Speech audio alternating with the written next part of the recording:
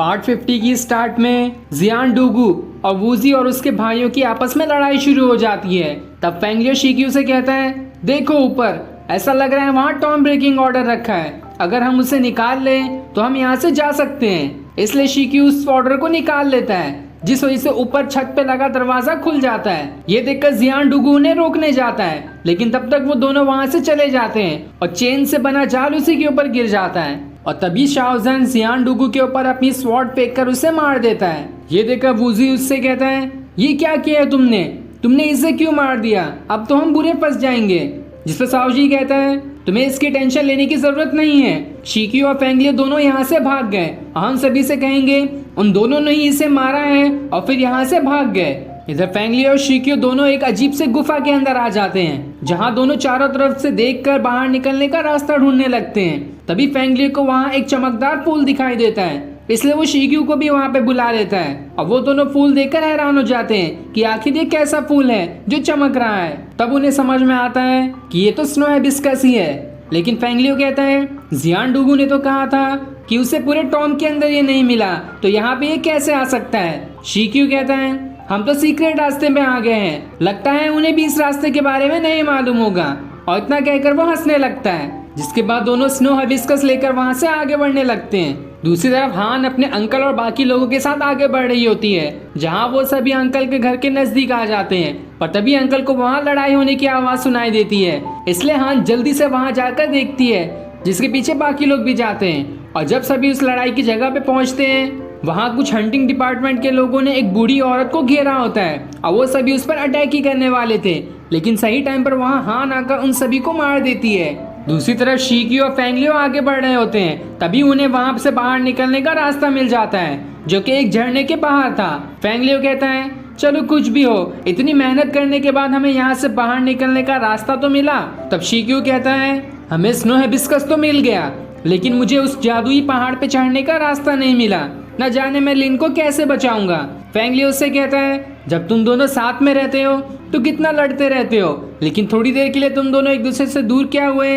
इतनी टेंशन होने लगी तुम्हें। पर खैर कुछ भी हो, हम दोनों उस पहाड़ पे चढ़ने का भी रास्ता ढूंढ ही देंगे।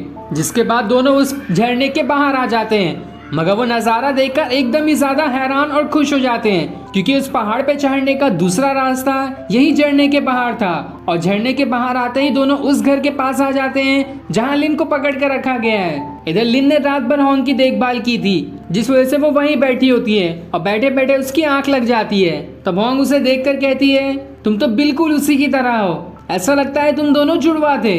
तभी लिन की आंख खुल जाती है और होंग को उठा देखकर वो एकदम पीछे आ जाती है।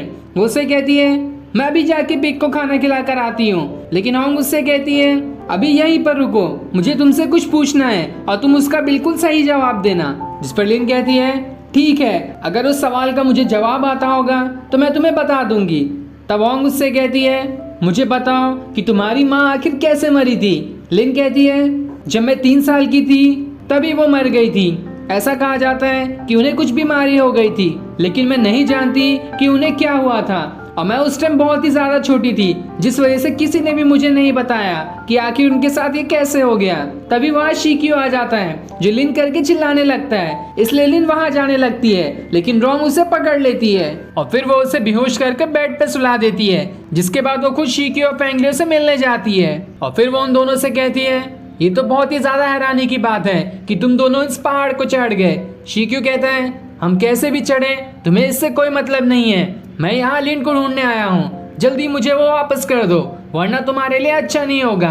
तब रोंग उससे कहती है, तुम अभी जूनियर हो तो जूनियर की तरह रहो, मेरे आगे जबान चलाने की कोशिश मत करना।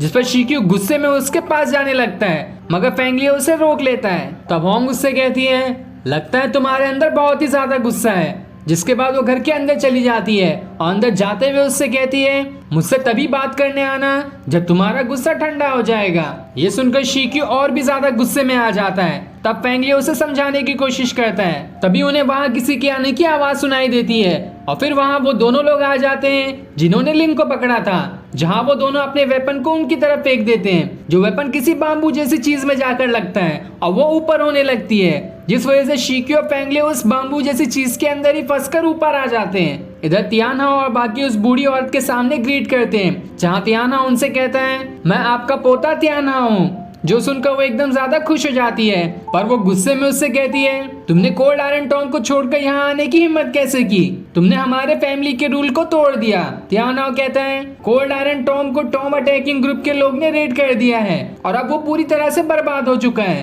और एंसेस्ट्रियल सिस्टम के हिसाब से अब हमारी ड्यूटी पूरी होती है। जो सुनकर ग्रैंड माँ कहती है आखिर वो कौन है जिसने इस खतरनाक टॉम में रेड कर ली। तब हान उन्हें बताती है मैं भी उनके साथ थी जिन्होंने कोल्ड आयरन टॉम में रेड की है। तब तियाना और ग्रैंड माँ से कहते हैं ये हान है तियान चेन की बेटी।